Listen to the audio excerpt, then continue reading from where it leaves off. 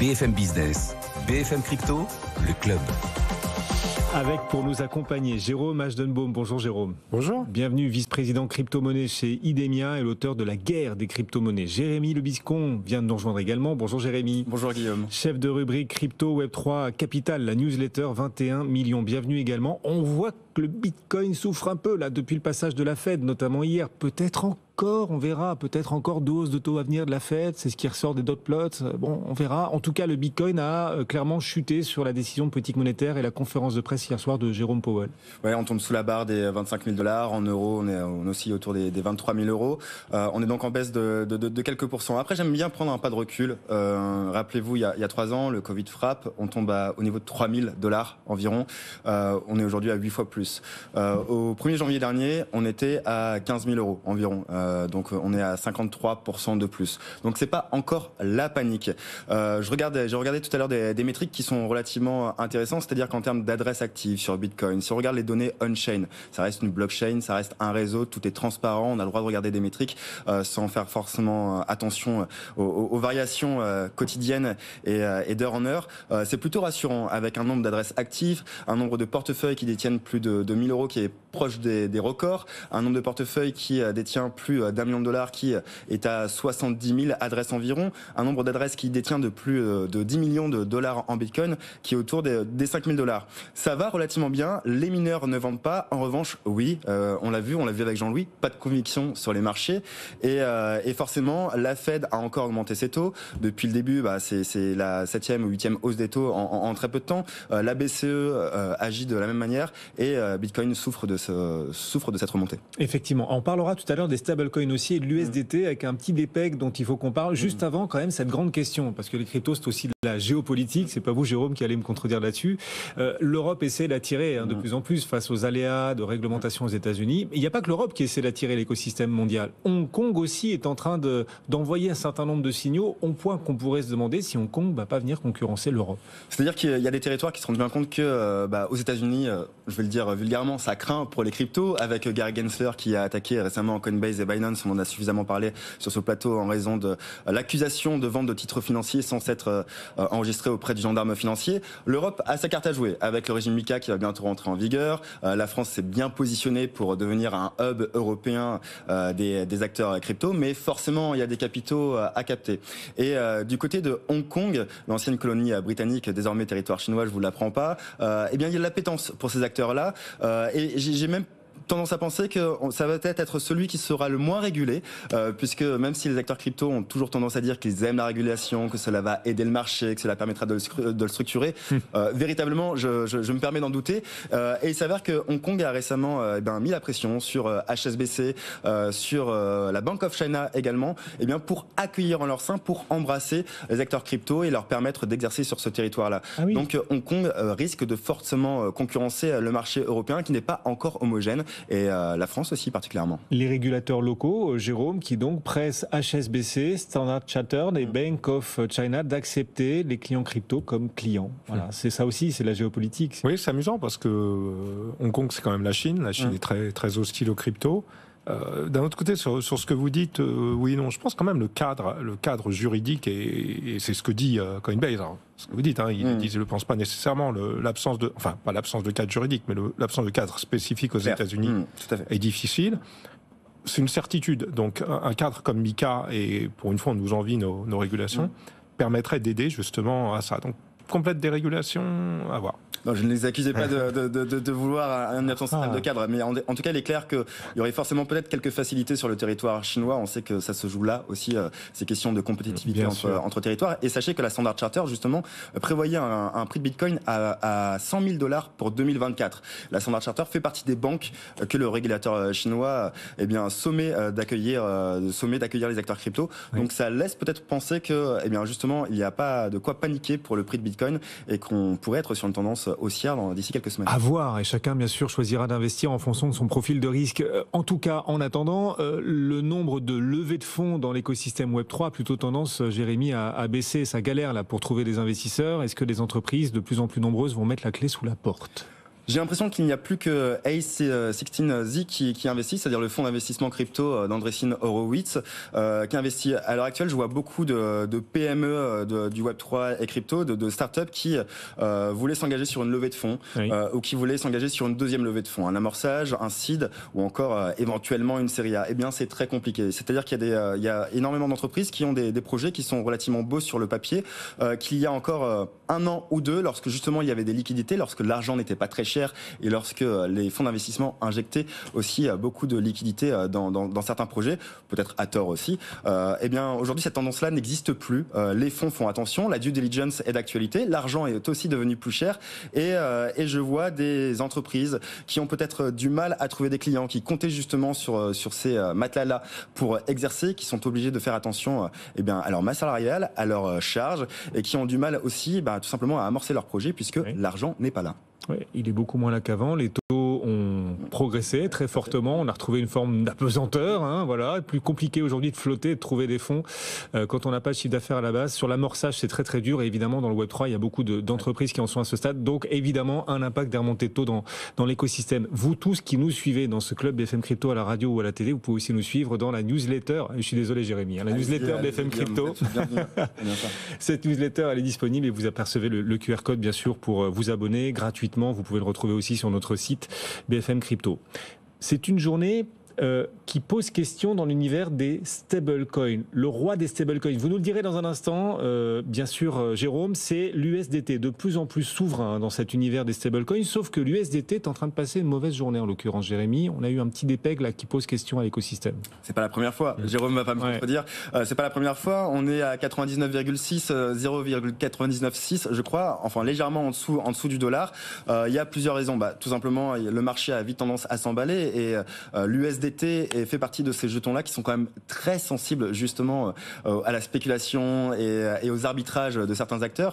Et je pense qu'il y a aussi des coups à jouer du côté de la finance décentralisée. Je pense notamment à la plateforme Curve Finance qui est la Pool Free Pool, donc qui est une plateforme d'échange de stablecoins qui joue énormément sur l'arbitrage et qui a tendance ces derniers temps à préférer les jetons DAI, qui est un jeton, un stablecoin décentralisé, et l'USDC qui lui est le jeton concurrent vraiment de Tether, qui est de Circle en effet, et il semble que le marché ait tendance à préférer ces jetons-là. Il s'avère que la firme Tether a toujours été aussi soumise à quelques reproches en raison d'une activité qu'on a pu juger sulfureuse, avec aussi quelques actions du côté de la juridiction américaine. Donc voilà, ça fait partie forcément du jeu. En revanche, je trouve que ce dépeg, cette dissociation du cours, cette décorrélation du cours du dollar reste encore légère et qu'il n'y a pas de quoi paniquer, Jérôme. Oui.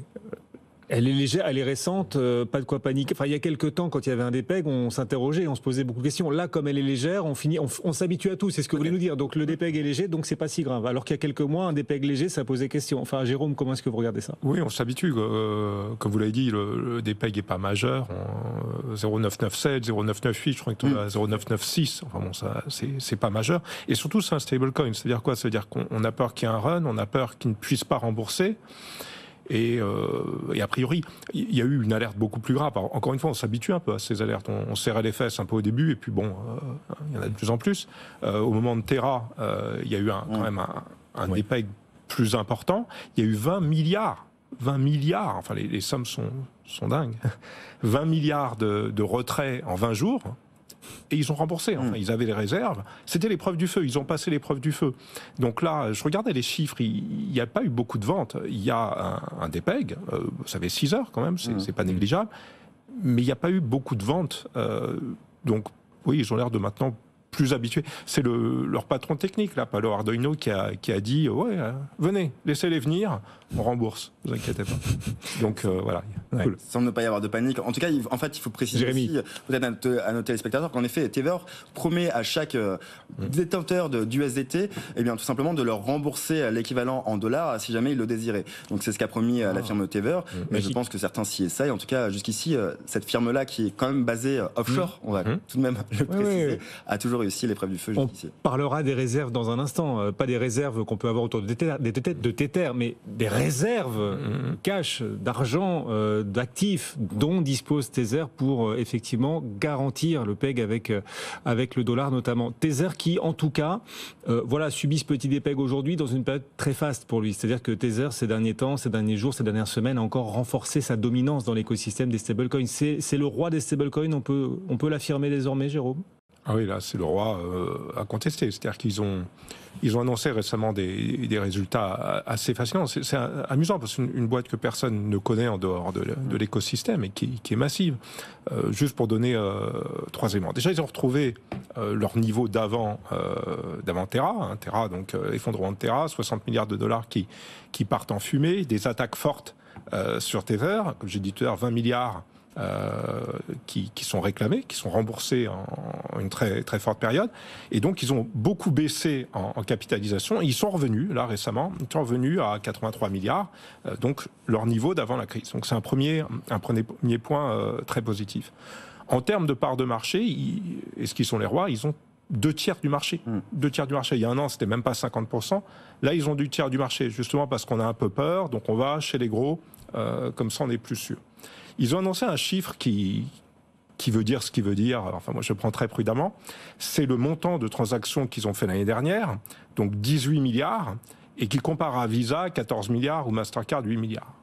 18, 14, 8. Alors, on ne parle pas de la même chose. On parle pas de la même chose, mais quand même, il y a 18 milliards qui sont passés chez eux, qui sont assez importants. Et puis, dernier chiffre amusant, encore une fois, quand je dis que c'est une société que personne ne connaît, c'est leur bénéfices. Ils ont fait, au premier trimestre, 1,5 milliard de dollars. 1,5 milliard de dollars de profit. Et c'est plus que Starbucks, c'est plus que Netflix. Wow, c'est quand même... Donc, un roi assez impressionnant qui leur permet justement, quand il y a un dépeg, d'être peut-être plus confiant. Oui. Quels sont les usages de Tether ? Alors, l'usage principal aujourd'hui, c'est de faire du trading on-chain, donc plutôt que de chaque fois j'investis, j'achète du bitcoin, je vends du bitcoin, j'achète une autre crypto, de repasser en fiat, de repasser en euros ou en dollars avec des frais, avec des impôts. Donc je vais rester sur la chaîne, j'achète, je vends. Donc c'est une version tokenisée, une version on-chain du dollar qui permet de ne pas payer d'impôts, voilà, pour dire les choses. Ouais. Ça, c'est l'usage numéro 1. Et après, il y a de plus en plus d'autres usages, et ça, je pense que c'est très important à regarder. Dans beaucoup de pays, ça va être des pays à forte inflation, plus forte inflation que aux États-Unis, la Turquie, l'Argentine. Ça va être là quand le bas de laine. C'est pas nécessairement facile d'avoir accès au dollar, donc ce dollar tokenisé, ça va vraiment être un rôle de réserve. Et d'autres choses qui sont liées, des transferts d'argent, ce qu'on appelle les remittances, donc les populations immigrées qui envoient l'argent au pays, c'est une autre façon aussi, un autre usage. De plus en plus d'usage pour les stablecoins. Et les réserves, on a une grande transparence sur les réserves de Tether ou pas ? Alors, grande transparence, ce sera abusif c'est un euphémisme. Vous parliez, Jérémy, des réserves. Oui, c'est la grosse question. Donc, le discours de Tether, c'est on a des réserves, on rembourse. Et donc, après, il faut les croire quand ils disent qu'ils ont les réserves. Contrairement aux stablecoins qui sont décentralisés, donc on va voir on-chain, on voit tout de suite les sommes. Là, on croit la bonne foi de Tether. Ils ne sont pas audités. Ils émettent des rapports qui sont certifiés, mais ce n'est pas vraiment un audit.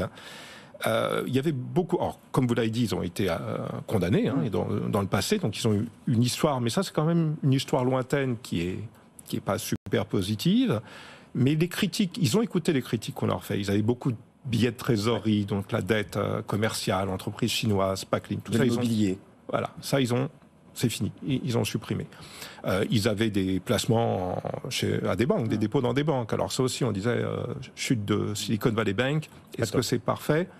Aujourd'hui, ils sont en billets de trésor, en billets du trésor, ils ont un bon du trésor, donc de la dette américaine. Oui. Et là aussi, enfin, quand je dis que les chiffres sont dingues, ils ont 54 milliards en billets du trésor. Ça veut dire que cette société Tether que personne ne connaît détient plus de dettes américaines qu'un pays comme le Mexique ou l'Australie. Wow. Donc on a toujours cette discussion sur les réserves, parce que tout ça, est-ce que c'est vrai, est-ce qu'il n'y a pas des dettes ailleurs, c'est pas audité, mais quand même une structure solide. Oui, alors dans les réserves, beaucoup de bons du Trésor américain, vous nous le disiez, donc c'est pas si dédollarisant que ça d'investir en stablecoin, puisqu'en face on a des réserves très liées au dollar quand même. Alors là, il y a des très grands débats sur l'immobilisation de ces actifs liquides. Est-ce que ça sert pas? Est-ce qu'il n'y aurait pas d'autres structures? Est-ce qu'il faut leur donner accès aux réserves en banque centrale? Enfin, il y a des choses très politiques monétaires qui n'est pas mon boulot, pas ma connaissance, ma spécialité, que les économistes débattent. Mais oui, ils détiennent du dollar pour du dollar, ou de l'or pour de l'or, puisqu'ils ont également des stablecoins en or, voire en euros. Ce qui pose problème à la plupart des gouvernements, en tout cas, et des juridictions, puisqu'il y a aussi ce débat-là avec les MNBC, les monnaies numériques de banque centrale. C'est bien pour ça qu'on en parle et qu'elles ont tendance à se développer et qu'elles vont émerger, parce que tout simplement, ce sont des stablecoins qui font concurrence aux devises traditionnelles. Et puis en plus, la force de Tether et ce qui leur a permis aussi de dominer le marché, on l'a pas dit, mais techniquement, c'est aussi un des rares stablecoins qui est présent sur plusieurs blockchains, c'est-à-dire sur Polygon, sur Ethereum, je ne vais pas toutes les faire, mais c'est le cas, et c'est-à-dire qu'on peut basculer rapidement, et donc pour tous les utilisateurs du monde crypto, en fait, Tether, l'USDT est le jeton facile d'accès, il est utilisable par tous et à n'importe quel moment. C'est le plus proche d'une forme d'universalité. Tout à fait, ouais. On peut le dire. C'est votre chouchou, dans l'univers des stablecoins, c'est le Tether que vous préférez, que vous adorez? Alors non, je me garderais bien d'avoir un préféré, Guillaume, surtout que on l'a dit, Tether a quand même une réputation très sulfureuse, donc je me garderais bien de conseiller à des gens d'acquérir de l'USDT, etc. Je pense qu'il faut quand même faire attention si on doit passer sur des stablecoins. Vous avez mentionné, Jérôme, des stablecoins qui, elles, sont décentralisées. Il faut peut-être, en tout cas, il faut peut-être équilibrer ces acquisitions de stablecoins entre l'USDT et éventuellement du DAI, puisqu'on n'est jamais à l'abri justement d'un dépeg bien plus gros comme on en a vécu par le passé avec des stablecoins algorithmiques. Quel futur est-ce que vous voyez pour Tether et pour cet univers plus globalement, Jérôme? Les stablecoins, je pense que c'est un domaine à très forte croissance, plein d'utilisations. Donc évidemment, celles qu'on a mentionnées. Au-delà de ça, on peut penser à de nombreuses autres utilisations. Les entreprises l'utilisent en trésorerie. On va voir pas mal de stablecoins spécialisés se créer. Les stablecoins décentralisés, vous l'avez mentionné, c'est important. C'est-à-dire que là, on est vraiment complètement dans l'idée de la crypto. On n'est plus, et je dis pas algorithmique, parce qu'algorithmique, c'est un peu dur de les faire fonctionner. On se souvient de Terra. Mais décentralisé, on a plus sa vraie culture. Et puis, pourquoi pas une vraie monnaie? Et là, on pense au Diem de Meta, paix à son âme, de Facebook, qui a été un échec à cause du régulateur. Mais est-ce que ça va revenir? Est-ce qu'il va y avoir une nouvelle monnaie comme ça, émise par une société privée, la monnaie de l'Internet, qui va refaire surface? Ce serait pas aberrant. Oui. Ou une monnaie de l'intelligence artificielle un jour. Tout à fait. Bon, bref, on verra. C'est très intéressant et on essaie de vous apporter, vous qui nous suivez, un coup d'avance chaque jour dans ce club BFM Crypto. Merci de nous avoir accompagnés, messieurs. Jérôme Aschenbaum et Jérémy Lebescon.